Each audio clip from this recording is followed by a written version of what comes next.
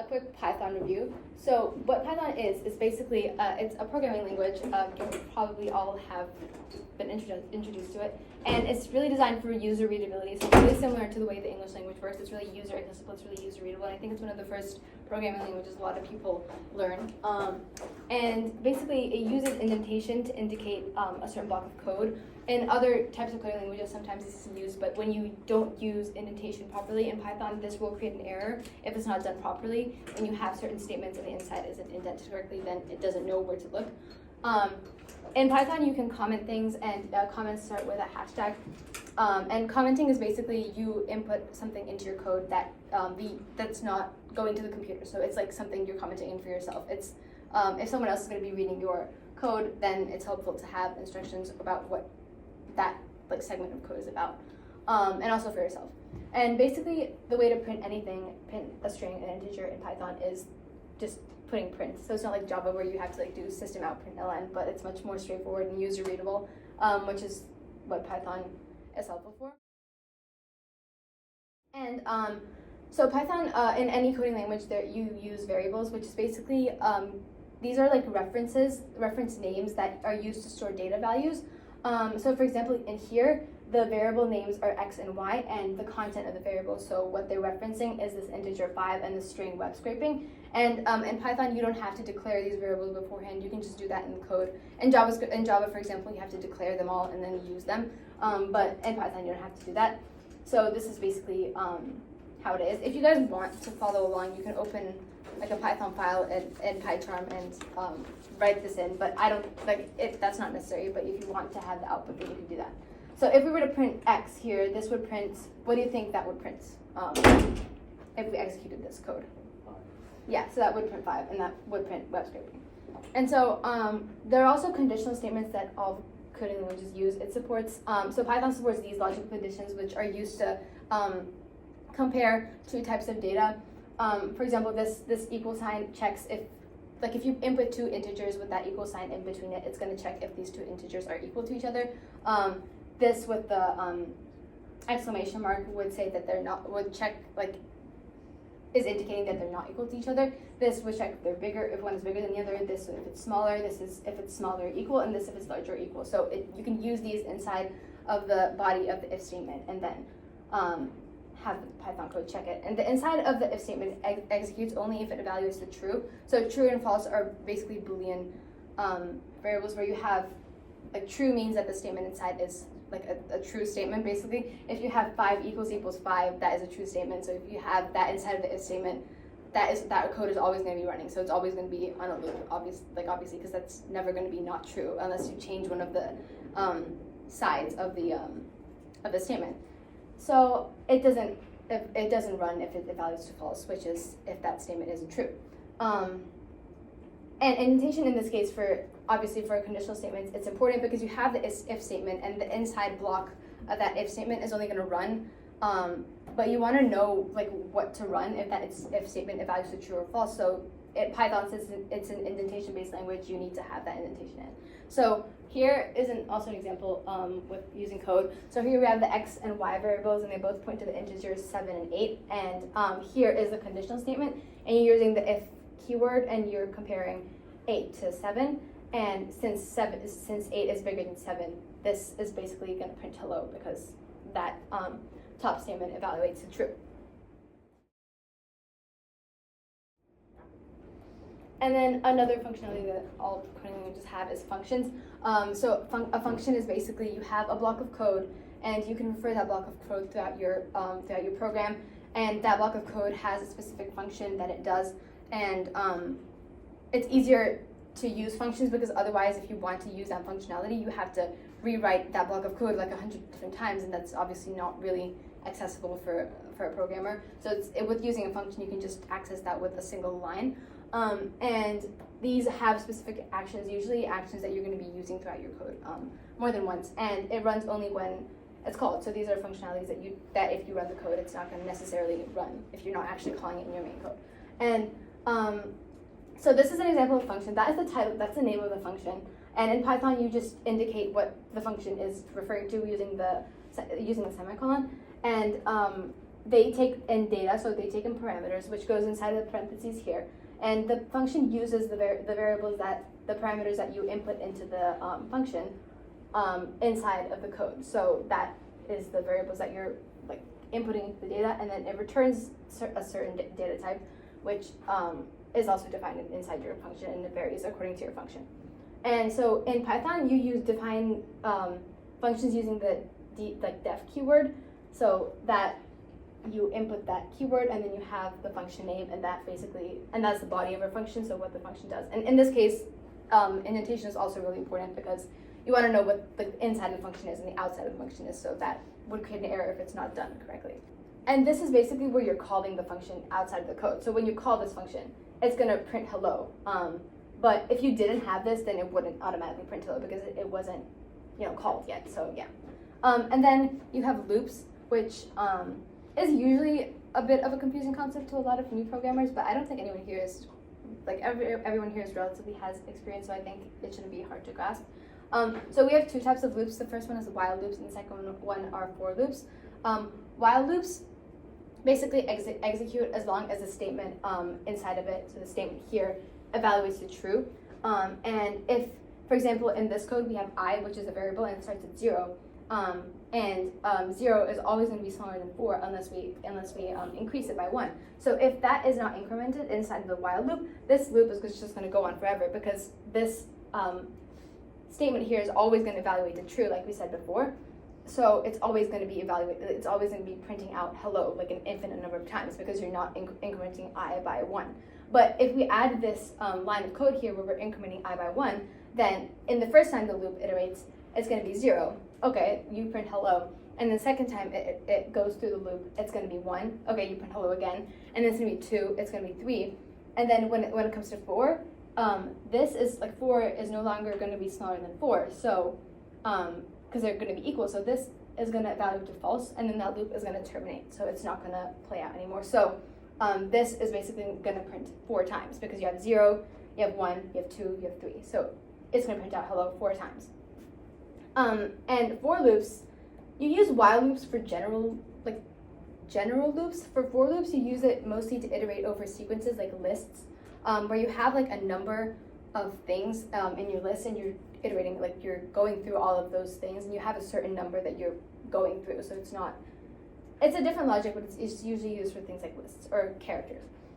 So for example, here we have an example list. A list is basically a collection of different elements. So here we have a list of strings. It could also be a list of integers where you have numbers and it's listed out like this. And you indicate lists by using these brackets over here. And this list has 3 elements, so we have 3 string elements. And when we use the for loop, it's gonna iterate over this list. So it's gonna do this 3 times because we have 3 elements inside of the list. And so for each x, this is just a random variable. It's used to keep track of how many times you're going through the list. And for each x in classes, we have 3, so it's going to print out x. So it's going to print out that element. So yeah, that would execute 3 times. To the beautiful soup part of everything. So beautiful soup is basically a Python library that you use for web scraping. Python has different libraries that you would use for different things different projects you're attempting to do, or different goals that you have. And so you have to install these libraries to be able to use them in your code. So we're going to open the terminal in PyCharm. So you guys can go to your project where you have the HTML code pasted in. Is everyone in their PyCharm HTML website? Okay. So now that you're in, you're going to open the terminal in PyCharm. So the way you do that is at the bottom, you have different options to go into. You have the version control to do problems, terminal, Python packages. So yeah, PyCharm has its own terminal, so you can just go into terminal from there. So once you're in terminal, you're going to install the beautiful soup library. So the way you do that is you're just going to write that into your terminal. So pip install beautiful soup 4. You can just write that into your terminal, and it's going to download it. Okay, so next we're going to be using the parser method, LXML, so we're going to be using this one. So you guys have to also install pip, write this down to your terminal, pip install LXML to download that as well. So once you do that, you should open a Python file in the same project next to your HTML file. So if you guys have any issues with that, you can tell me, and I can help you out with that too. So to open file object, so because our HTML code isn't a file, so you're going to be using the with open keywords, and it allows you to open a file and read its content. So here you can see that in the code over here. We're going to use we're gonna write this down in our Python file, so you guys could just copy that into your code. First we have to import Beautiful Soup. So you downloaded all the libraries. So first you have to import Beautiful Soup. So write that code into the very top of your program so that we have it imported. What is a HTML? Where is that from? This one. So that is the name. That's the name of your file here. So whatever you named your file. Oh, okay. Yeah. So you can just write that in into the strings. And so this with open has two parameters. So the first one is the file's name, which is a good question. Thank you. So this is the file name that you have over here at the top. So what you named your HTML file. So in my case, it's home HTML. And then the second parameter is, so with HTML files, the user has certain things you can do. Like you have certain permissions to do, like you have certain limits with that HTML file. I guess that's not the best way of wording it, but you have certain permissions to do certain things. So you can either read or write the file. In our case, you're just going to be reading the file. You're not going to be writing anything. And so you have to indicate what permission you have, like what you can do with that HTML file. So in the second parameter, you're going to say R. So in strings, you could, in quotes, you're going to put R. If you were to put W, that would mean writing, but we're going to be reading in this case. So yeah, with open, we access our file, and then we use the as keyword to specify the variable name. So this could be anything you want, basically. So that is what you're defining, like your file as. Now we're going to be using the read method, which is the method we're going to use to read the file's content. And you already defined a variable name for your file, so you're going to define another variable name for the content so that you know what you're accessing. So you can say content equals HTML file dot read. You have to use a parentheses because this is a method, so you have to have the parentheses at the end and the dot at the beginning. And then when you do this, you're going to have access to the content of the HTML file. And so basically now we're going to be creating an instance of the Beautiful Soup library so that we can use it. So to create this instance, you're going to write down a variable name, and then you're going to write down the Beautiful Soup library, and then this takes in two arguments as well. So you have to have the HTML file, the content of the HTML file that you're going to be scraping. So yeah. Is in the with open? Yes. Yes. So make sure to be careful of these indents, as I said before, because then you're going to get errors if it's not indented correctly. So yes, it isn't with open. So yeah, this also takes in two arguments. You have the first argument is the HTML file you're going to be scraping. So we already created a variable name for that and use the .read method on that, so that you can write that variable name, so content. So that's what you're going to be scraping, the content of the website, and then the parser method, which we're using is LXML, which isn't. I guess it's not the most important detail to know what different parser methods do in our case, but we're using LXML, and you can indicate that inside quotation marks as well. Okay, so next we're going to be using we're going to be looking at all the HTML tags that are defined as H5. So I think in our website, the H5 tags, I think we looked at it before, but I think it was these ones, so the start for 25.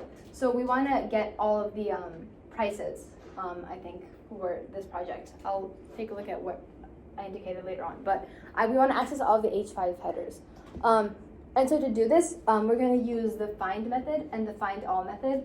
Well, they're both different methods. We're not going to be using both of them, but these are two different methods that are used with web scraping. So find searches for for elements with the specific HTML tag. So if you use find and you input H5, then you're going to have all the elements with the H5 tag. Not all the elements, sorry. This find gives you only the first element with the H5 tag, and then it terminates. So if you were to use that on this website over here, and you were to search with the find method, you would only get the start for 25 if that has the H5 tag on it. But the find all method, which is indicated with an underscore in between, so you have find all. This returns all of the elements with that specific HTML tag. So if you use this find all with h5, then you're gonna get start for 25, start for 30, and start for 100. Start for 50 and start for 100. So you're gonna get all of them. So these, obviously you can use them according to your web scraping project. For example, for our job project, the job finding project, it's more sensible to use find all because you want to get multiple jobs at once. But obviously find might be useful for a different case. So what we're gonna do in this one, we're gonna use find all because we want all of the prices. So we're gonna create a different variable name. You can name this whatever you want, but I use courses HTML tags, and then you use that find all method on our beautiful soup instance, and put h5, so the tag name, in between as an argument, and then yeah, so it's going to find all of the elements on that page with that are defined with the h5 tag. Do you all have that in your code? So up until now, we have all of this written. Okay. Great. So now we have all of that in. Now we're going to be using the inspect tool on our introductory website to access its HTML information.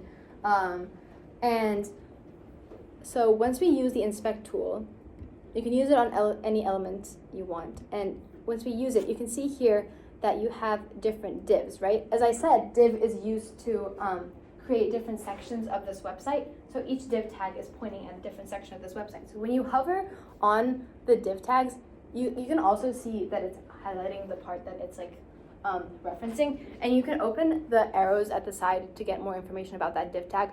Most of them are closed because there's just a lot of information that you might not need, but you can open them up like this and access more information in between. So here, for example, you can see like where that h5 is pointing to. So I was wrong, it was pointing to this. It wasn't pointing to this, but that is where the h5 tag was pointing to. This is where the paragraph is pointing to. So you can see that the paragraph is pointing to this text over here. And then you can see that this A is pointing to start for 50, which is a hyperlink. So if you were to click on this, and if you had other functionalities, which we don't have in our website right now, but if you were to click on it, it would redirect you to a different website. So we have our hyperlink on the price tag, and everything else you can see when you hover over it. And so this is helpful because when we're doing web scraping, we're going to want to access like certain parts of the website. So like if you want to, for example, get all the website names, so all the course names, you're going to want to have access to h5, and you're not going to need like paragraph because you don't want this information, you want the information here. So if you want to create a list of all of those website names, you're going to want the h5 tag, so you want to have the HTML information to know which tag to reference in your Python code. And so yeah, so in this case we're looking at all the h5 tags, so all the course names. And what we're going to do is we're going to grab all the prices over here on the courses. So we're going to try and get 25, 50, and 100, and grab all the course prices. And so firstly, so look at the HTML code, look at the inspect on your HTML code, and which one is referencing, like which one do you think we would need to use if we wanted to get the course prices? Like which one makes more sense? Which HTML tag would we want to use? A. Yeah, so yeah, we would want to use A because when you hover over that, it goes to the courses. And so we're going to be filtering out those div tags with to access the A. So basically, we're going to create like a list of these course cards first. And we're going to use that using the div tags because those are the things that are dividing each section. And so when you look at these div tags, what element do you think we can use to filter them out? They all have something in common. What do you think they all, like, what does it look like they all have in common?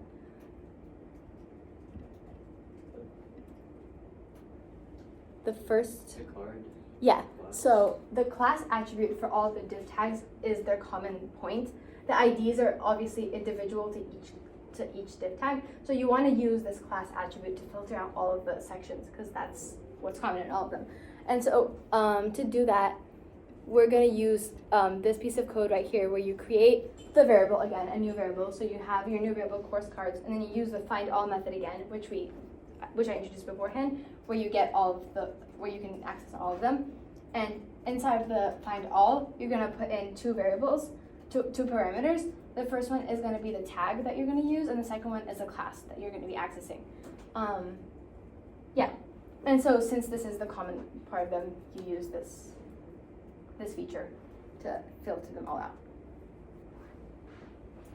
And make sure, so when you're writing the class, you're gonna have to put an underscore after class, because a class is like also a keyword in Python, so it's gonna create an error if you don't put an underscore after class. So yeah, make sure to do that, because that's how you're gonna access the class. Here is all of our code until now. Oops. Yeah, the underscore is a bit clearer here, so that's important. Okay, next we're going to be iterating over this list. So we have a list of these course names, of these courses basically, of these different sections, and we're going to have to iterate over these three. So to iterate, do you think we're going to be using a while loop or a for loop? Which one would, yeah, we would be using a for, because you have a list type of data set and you want to iterate over each element, so you would be better off using a for loop. And so, yeah, and we use this text method, which you don't use the parentheses after this one, and you use this text method to access this text in the card. So right now when we're accessing the information, you also have the header, like the tag information, etc., which you don't really need, so you want to access only the text in the card. So we're going to be using the text method to access that. And we're also going to be using the split method, which is used to access the last element of the string. And we're doing this, we want to access the last element of the string because we want to like have the price here. Like we want to have the number value. We don't want to have start 4. We just want to have 50. So we're going to use the split method to access that number.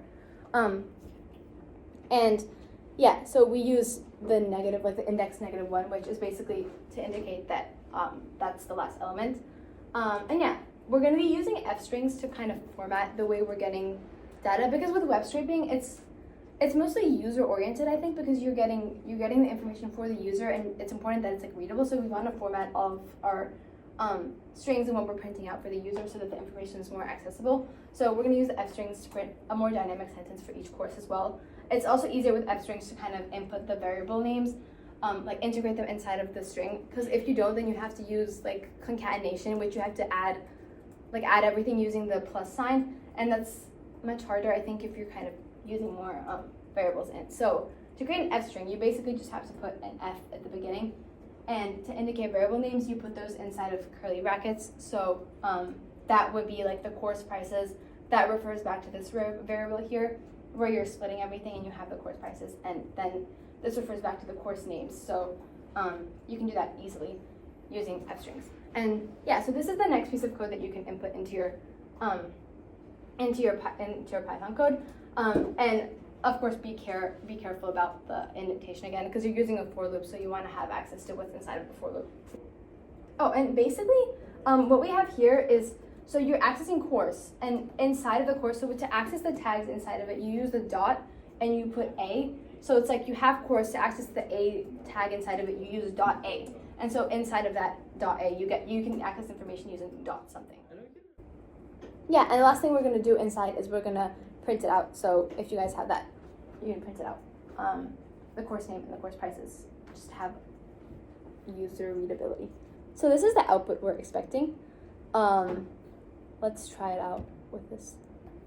Yeah, so you can see here that we have the course name, which is this variable here. So you have the first course name, so you're iterating over the first course name, and then you have costs, which we wrote by ourselves, and then we have the course prices. So you have $25, and we just have dollars here. So this is an example of a simple web scraping project where you have your own HTML website and you're accessing information, HTML information from that website.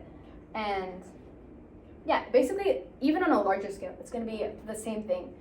You're going to create a beautiful soup instance and then access the tags inside of that website, and then just iterate over all of them.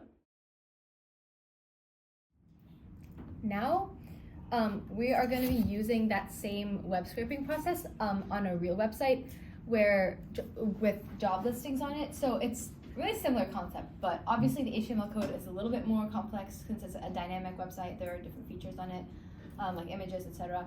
And so the website we're going to be using is Times Jobs, and this is the URL that we are going to be using. So if you can all enter just Times Jobs, and the first thing that clicks up, it should have this type of page. Okay, so does everyone have this page? Yes. Okay, so basically, our goal today is going to be to get the jobs. So first of all, we're going to get the jobs that have this posted a few days ago text on it, because you don't want the jobs that are like a year old, and there are tons of different jobs on that. So we want the most recent ones, and then we're going to add a feature where you can filter out unfamiliar skills from the job, so you don't get the jobs that don't have that skill in it. And then we are also going to find the jobs that have the Python skill in it, but we're going to do that using the search bar. So that is an initial thing. So you guys can open like a new file, a new project on your PyCharm. So you can get out of the HTML Python one and just open like a new file. Okay, I'll just talk about the requests library for now. So we're going to install a different library. Like we installed Beautiful Soup, we're going to install the requests library. So this is used to request information from a specific website. So to get that information to HTML website, we need to use this library. And that library has this get function, so we're going to use this get function to get that information. And basically what you do with the input for this function is the URL, and that's going to be inside the parentheses. So first of all, as always, we have to import Beautiful Soup. So we write this code first at the very beginning from VS4 import Beautiful Soup. And we're also going to be using the request library, so we also have to import requests. So you do those two. If that is all done, to get to the information from the HTML, we're going to create this new variable HTML underscore text. You can be anything you guys want. And then from the request library, we're going to use this get function over here and just copy paste the URL. But before you do that, so go to the website and write down Python into the search bar. So you already have a list of jobs that require Python to work. So when you do this, it's going to be easier data to scrape, because in the other case, there's not really much to scrape on that website, but here you have like different sections of data that you can use as like the list component, like in the previous project. So like in the previous project, we have the courses, and here we have the job description, so it's easier to do it on this type of format. Okay, so if you guys can all see this screen on your computers, you can copy paste that URL into the get function, like you see over here. And then to access the information as in the text form, you can use .text like we used before, so that you don't get all the div tags, etc. You just get like it in text form. So yeah, after you input that, you can use the .text. And just for debugging purposes, you can also print that to see the type of output you're going to get once you print that variable. But that's not going to be included in our final result, so that's just for debugging. It's always better to debug as you're going through the code than do it at the end. So next thing we do in our code is we're going to create a Beautiful Soup instance like we did in the previous code. So to do this, you can use a similar variable name. I used soup, and you just write Beautiful Soup, and then you have two arguments like the previous one. So this time you enter the HTML text, because and the other one, for example, we were accessing files because it was like a web scraping project, and our HTML file was like in the form of a file, but since now we are actually accessing a website for the first parameter, instead of writing the file name, we're going to use the information that we got from the HTML website. And then for the second one, we already got our LXML parser, so we need to input that parser method as well. When we go back to this website over here, you can kind of see,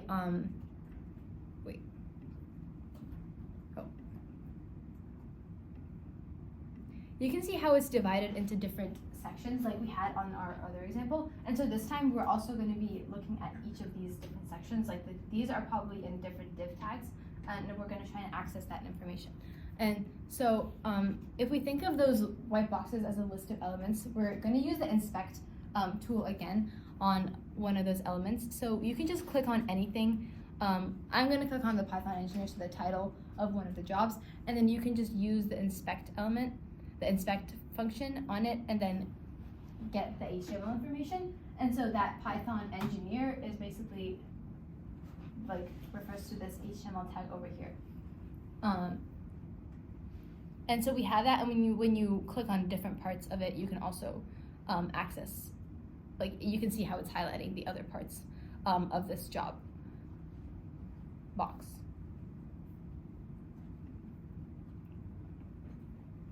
And so for this case, you can see that these tags are a little bit different from the ones we went over. You can see that this is a like LI tag, and this is and it's inside of like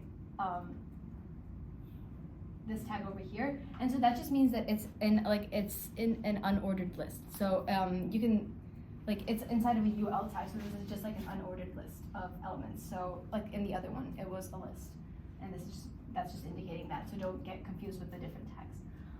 And so basically, when we look at all of these div tags again, like what is something that you see that is similar between all of them? Yeah, right. So when we look at all of these tags, the thing that they have in common is their class and the what that class corresponds to. So we can use that to kind of filter through our data, because that is what differentiates these components from the other parts of the website. And so basically what we have to do now is we have to use the find method, and then this time we input the class name as the second argument, and we have li, so the tag name, as the first argument. So to do this, you also create a variable name. So I use job, and then you use soup. So you use that beautiful soup instance that we created, and you use the find method, and then put these parameters in. And this page, so you might be thinking like I think there's like 1,600 job posts on that website, but obviously not all of those 1,600 job posts are on the first page of it, because most websites are paginated. So it will only return the results visible on the first page, which I think also is characteristic of HTML, since it's only the stuff that is visible on that page. So yeah, so you're not going to be scraping 1,600 data sets. So now we can access the classes. So if we think, we already did that. So okay, so now we're gonna search for the headers of the jobs. So to do this, we're gonna use the find. So we're gonna use the find method again, but it doesn't really make sense to search the whole page. So we're just gonna use one of the jobs. So to do this, we're gonna use this company right here, so the first one over here, and to do that we're going to use find instead of find all, because we don't want all of the information on the website yet. So for company name, so we create this variable company name, and then for job find, we're just going to find the one that has this class attribute. So we are just going to input this code, and our output should be the company name of that job. So which is you can see is referenced with that H3 tag over here. So if you click on that, if you inspect this, you can see that you're using the H3 tag to access that information, which is why we're using that as our first parameter and the class name as our second parameter. So we're going to find that in the first job. So you're going to find the first instance of that happening in the website, and then get back the text of the company name. And also remember to put the underscore after class, because otherwise you're getting an error, because it's also a keyword in Python, so it's going to mix those up. So you can just copy paste this from the class name on the website, which is over here. So you can just take that and copy paste that in. Now we can move on. So what we're going to do, so if you see the output right now, there should be some weird white spaces that you don't really want on your final result, because you want it to be as user accessible as possible. So what we're going to do is we're going to use this replace method here, and just replace all of the like not empty strings, but the like space strings with just an empty string. So it's going to remove all of that like empty space with just nothing. And yeah, so you're just going to add that in to the end of the company name variable. So this text replaced thing is just what you're going to add. Okay, so now you should have your company name with no white spaces, no weird spaces. And what we're gonna do next is we're gonna get the skill requirements for this job. So to find the HTML, you should like be inspecting different parts of the page that you want to get like in different steps of your project. So don't keep this inspected the whole time, because it's harder to go through all this HTML code and find what you want to go to. So just re-inspect things. So since now we want like the job description, the key skills, we're just gonna do inspect on this so that it takes you directly there. So don't try and like read through this HTML code. That's not really useful. I think you can just use the inspect element whenever it's needed. So now you can use the inspect on the skills, and you can look and get the class name. So here, when you open up that li tag, you can look at that class name, and the class name, you can see it's SRP skills. So you can just take that and then copy paste it into your original code. So you're basically doing the same thing here too. You're gonna create your variable. So you're gonna create that skills variable. You're gonna do job.find and put in the tag name. So the tag name is span. In this case, when you look at your code here, you can see that the tag over here is span. So that's your first parameter. And then your second parameter is the class and the name. So you can just input those two in to get the skill list. And you can also use that same text replace method we used before to get rid of all those weird white spaces, etc. Okay, so to get a user-friendly output, so we have the information, we have the name of the company, and we have the school requirements. But as we said, web scraping is mainly like for the user, so I think it's good to have this output here. So to print it, we're going to use the formatted string again, and we're just going to like have the company name equal company name to the variable company name, and then required skills equal the skills. So you can just put that in, to have to know what you're getting, basically. Okay, so the next step we're gonna do is we have the company name and we have the skills, and now we're gonna filter out the jobs that have posted a few days ago in their job descriptions. So now we're gonna inspect the time on the website. So you can go here and then inspect this part over here, and you can see which HTML tag that corresponds to. So you can see that it corresponds to the span tag, and it has that posted a few days ago text inside of it, so that's the content of the HTML tag. And so to access that, we can use basically the same thing we did. We can use find, and so in this case, here, the difference from the other tags is that we have a span inside of a span. So you can see here that this span is inside of this span. So first, what we have to do to use the find method is we have to enter that tag. So enter the first span tag, and if you guys remember how to do that, you just use dot times dot and then write span. So that's how you enter inside of that one tag. And then after you enter inside of the span tag, you can use that find method again. And then for our parameters, we're using the tag name as always, and also then the class. And yeah, so you can just copy paste the class in your HTML code over here, and put that in your code. To enter that, you use like the tag name you see on the HTML file, and then you use the class attribute. And in this case, because it's like a tag inside of a tag, we have to like access the first inside of the first tag first. So we have to like access that using that dot span dot text. So it's like 2 steps instead of 1, basically. To enter that, you use like the tag name you see on the HTML file, and then you use the class attribute. And in this case, because it's like a tag inside of a tag, we have to like access the first inside of the first tag first. So we have to like access that using that dot span dot text. So it's like 2 steps instead of 1, basically. Okay.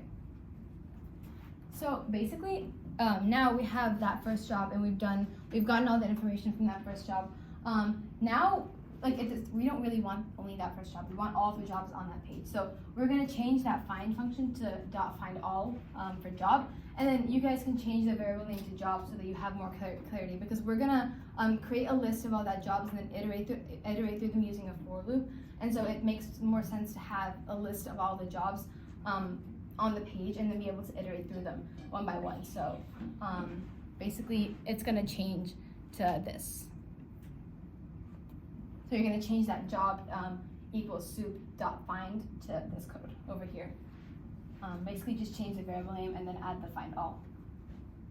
Moving on, as I said, in this case, we're going to also use a for loop to iterate all the jobs that we access from the website. So now that we have this, we're just going to put this into a for loop. So we have for job and job, so this is our list of jobs, and job is like just one element of that list, so we're iterating through those elements. And so we're going to put all the code that we wrote before into a for loop so that we have all the information for each of the jobs. So basically, yeah, so that is all going to be in this for loop here. So you can indent everything and then add a for loop to the very beginning and then just indent all the information that you got from the previous parts of this code. Once we did that, we're gonna filter out the jobs without the word few in it because we want the jobs that have like a few days ago in the job listing. And so what we're gonna do is that we're gonna make a conditional statement. So to start the conditional statement, we use the keyword if, and then we like put the string that we want to filter out. So few in, which is another keyword. So if few in published date, which is what we accessed before, we access the published date in the text form, so we have the text of the published date. And if it's in it, then we're gonna execute like the following code. So you just add this conditional statement and then indent everything under it. So this is basically what it's gonna look like afterwards. But for now, you can keep yours and just add this this if after the for loop line. And then indent everything inside of it.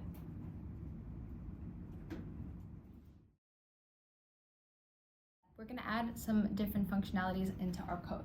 So first, we're gonna predefine it, which basically means that you're gonna make it more user accessible. So you're gonna have the text more user accessible. So we're gonna create two separate formatted strings and remove those indentation spaces.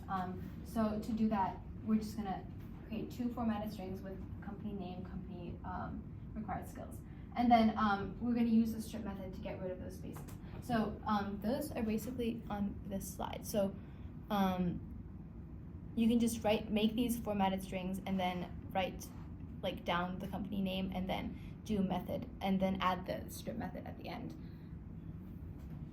And just ignore this part for now because we're gonna get to that later, but that's just not something we're working with right now. So just like imagine that this is directly under. So if unfamiliar skill is not in skills, then just have this. Or sorry, if few is not in published date, just have this. What does strip do again? Oh, strip takes the indentation at the beginning, like it takes it out and all the white spaces. Okay. So it like makes it more readable. Okay, so once we do that, we can also add a different functionality. So we're gonna add the direct link of the job post so that the person can directly access like that specific job post. So if you like click on one, you wanna be able to go to this site, like have information about the job post itself. So to do that, we have to access the direct link. So we know that the LI tag, and inside of that, the header and the H2 tag is the link about the job. So we can find that by looking like and using the inspect tool on this as well. And here you can see that this is a link for that job, so you can access that link. So that is the link that we want to get, basically, it's straightforward. And then to do that, we basically follow the same pattern for all the jobs. So we do more info, and then that's the info, that's the info we want to get. And you go into job, the instance we created beforehand, and then you want to access the header, the header tag, and then you want to access the H2 tag, and then under that you want to access the A tag. So think of this as like a hierarchy. So like you have, oh yeah, bye. So think of this as like a table where you have it's like a pyramid table, I guess, and like you have the header here, it's like the head tag, and then you want to go under to H2, and then you want to go to A, and then to do that you just use like dot for this, dot dot header, dot H2, dot A, and then you can access what the information under A. So yeah, so after that you can access the link, and then for more info, you put in that href attribute for because that is where the link information is copy pasted in. So it's like instead of class, basically you're using href. This is just for links, but yeah, basically the same logic as writing that class variable into the previous ones, but now you have href. So yeah. So now what we're gonna do is we're gonna filter out certain skill requirements. So you're gonna have the jobs that don't have the unfamiliar skill in it. So to do this, we're gonna add a user input component at the very beginning of our code so that it can ask the user to put in a skill that they're unfamiliar with. So to do this, we can just print out a statement saying, oh, like put a skill that you're unfamiliar with, so the user knows what they're gonna do.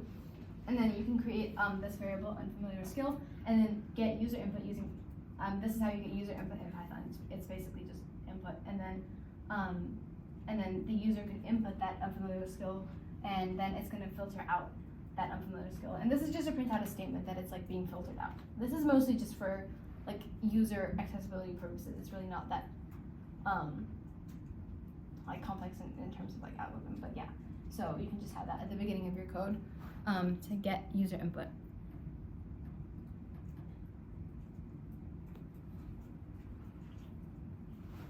And then after you do that, basically we're going to filter out all those unfamiliar skills using a similar logic to what we had before with the time. So if it doesn't have the few days ago few in it, we filtered those out. So in this case, we're going to do the same thing. If unfamiliar skills, so that variable name over here is not in skills, these are all keywords, so Python will understand what you're trying to do. So if that skill is not in skills, then everything is going to execute. So you have to add that if statement like right after you get like the company name, the skills, the more info, and then you can just add another if statement inside of the few so that you have, like you get what you want. So like it first checks if few is in published date, and then next it checks if unfamiliar skills not in skills, and then it prints everything out. Okay, so if we have that end of the if statement in, this is basically all of the functionality that we want in our code. So like, now what our code does, it prints out all this info if few is in published date, if unfamiliar skill is not in skills, and then it gives you the company name, the required skills, and more info, so you get the link. So this is basically gives you information about the job. But what we want to do is save all this info as a text file, because like the way it is right now, it's not really accessible in terms of like having all that information in front of you. So it's much easier if you save it in a text file. So this way, this is going to be the end product basically, but after you do all of that, you can just have each of the jobs that are like in line with these conditions. Each of them are just going to have their own text file over here with the company name, the required skills, and more info. So to do that, we are gonna first I wrap the program into a function just to make it easier, so you can do that first. So yeah, you can wrap the program into the function into a function named find jobs, and then call that function just because I found that easier to do. And after you do that, we're gonna use this logic, this name equals _main, which this is not something that like I don't want to go into the details of this, but this is basically, we're going to add this to the bottom of our code, and this conditional statement basically tells like the conditions under which this code should be executed. Like it tells the interpreter under which conditions this main code should be executed, but it's like, so it tells the function that the code should only be executed if it's run directly, and this has like a different logic to it at the background, but this is basically what we're gonna write, so that it knows like under what permissions it can like interpret this code. So if the file is ran directly, it's gonna execute all this scraping. And so yeah, we're just gonna add this to the bottom of our code. Basically, if _name equals _main. And then what we're gonna do, so if you guys have this in, don't forget the semicolon, because it's a conditional statement technically. And then what we're gonna do at the bottom is we're gonna add some like a functionality that allows the project to repeat like every 10 minutes or within a certain amount of time. So you can have it repeat every like 30 minutes, so that it's scraping for the jobs that are like being posted, so it's keeping the code like dynamic. Because there's always going to be job listings on this account. Obviously, it's not going to be like one job listing like it's not a static website, right? So you want to repeat the project in a certain time interval. So to do that, we are going to use time. So to do that, we're going to import time.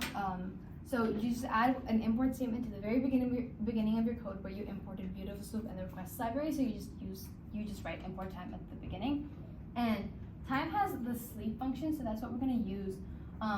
And the sleep function basically allows the program to wait a certain amount of time. So you input an argument that's in seconds, so it could be 60 seconds, and then this program would wait for 60 seconds and then execute again, and then it would wait for 60 seconds and then execute again. So that's what we're going to do. And so after you do that, at the bottom, you can include that sleep. So if you put 600, it's going to run every 10 minutes. But if we want to make the program a little bit more dynamic, I think it's better to have it in terms of minutes than seconds, because then you're just like multiplying 10 in your mind the whole time. So you can just create a variable called time wait, and then like put a print statement. This is just for you to know like that it's waiting how many minutes, and then just inside of the sleep put time wait times 60, so that you're putting in the minute time, and it's just automatically multiplying that by 60 to get the seconds. This is just because sleep takes in like parameters in seconds, but we don't want to like have to multiply that by 10 the whole time. So this is just to make it easier to modify. Yeah. So you guys can add this at the very bottom of your code. So this is basically what it should look like. So basically now what we're going to do is we're going to save this in a separate directory as text files. And to do that, we're going to create a new directory over here named posts. So to do that, you can just like right click on your project and then say new, and then create a new directory. Well, I have this over here. So this is what it should look like. So that's the directory. And if you have that in, next, I use the enumerate function instead of the for loop, because it allows you to iterate like, and it also keeps like track of the index of the job and the job content itself. So I changed the for into an enumerate function. This isn't, I don't like the logic of this, like it's not that important, but I think, yeah, it's helpful in terms of like iteration. So you can do that as well. And basically to do that, you just say like for index job and enumerate job. So you can just put that in your code as well. Okay, later what we want to do is that we want to add the functionality to create text files. And so basically this is going to be before, like after our if statement. So we're going to create text files out of all this information. So to do that, you use this this line over here. So with open posts index, and this post is basically the name of our directory, and in that you also have to define like the amount of permission you have with that file. So this, now we're using W, which is write. So this defines like how much permission you have with that, the extent of your permission with that like file. And I'm just gonna go here. So yeah, this is the same line of code. But yeah, post is the directory name, and then index.txt is basically the name of the file that you're creating. So like on the other side, if you saw on the side, on the left, you have like these. So it's like 0, 2, 3, 7 text. So that's the name of the file you're creating, and you get like the index of that file. So that's why we use enumerate, so that we get that index. And then W, which just means that you're writing, and then as F is like means that you're writing the file with the F, like writing the file to the F variable. So if we do this, after that we're going to change those print statements that we have, the formatted print statements, to f.write. So we have like the file that we created .write, so it's being outputted differently. And then you already use strip, and then you can also use \n, so that each of the content is all on different lines. So it's like creating and like going on to the next line instead of having it all in one line. And it's just easier to read that way. So yeah, what you just have to do is change the printf statement to f.write. And then yeah. And then if you want, you can also add a print statement at the bottom to indicate which file you're saving, just to know like for yourself which file has been saved or not. So you can just have that info there. Okay, if that's all good, you guys can like run your programs and see all the text files you get. So let's try and run this one. So what skills should we put that we're unfamiliar with? Like, I'll put Java. And now it says filtering out Java, and so we have 14, 15, and 16. I filtered out Django yesterday, and this is the info. Like these are all the text files from Django. So if you filter out Django, you get all these different text files, and you can access all the different jobs that are available without Django, and that were posted a few days ago. Okay, so this is basically the final like results of everything. The text files, the inside of the file. An optional challenge is that you can try to create a scraper that filters out more than one unfamiliar skill, so not only like Django or Python, but both at the same time. So you guys can try that out on your own time, but I think for today, this is all we have. So this is also all of the code that we used for PyCharm, in our Python file. So I'm gonna send this booklet out to everyone so that you have this code and everything else in it and all the instructions, and yeah, so you can try and replicate this out on your own, or like as you said, try it out on different pages. I don't know if we can do that or not, but yeah, obviously this is really helpful in different situations, not only jobs, but you can scrape any website as long as they don't have like a web scraping blocker. A lot of websites have that because they don't want you accessing their information, but yeah, this is all we have for today, and I hope you guys don't have any like errors that are still pending, but you can always ask me and email me if you have any questions about anything else, or YouTube tutorials or other challenges that you would like to try with web scraping. So yeah, thank you for coming, and we're gonna head over to the closing ceremony now. Thank you so much. Yeah.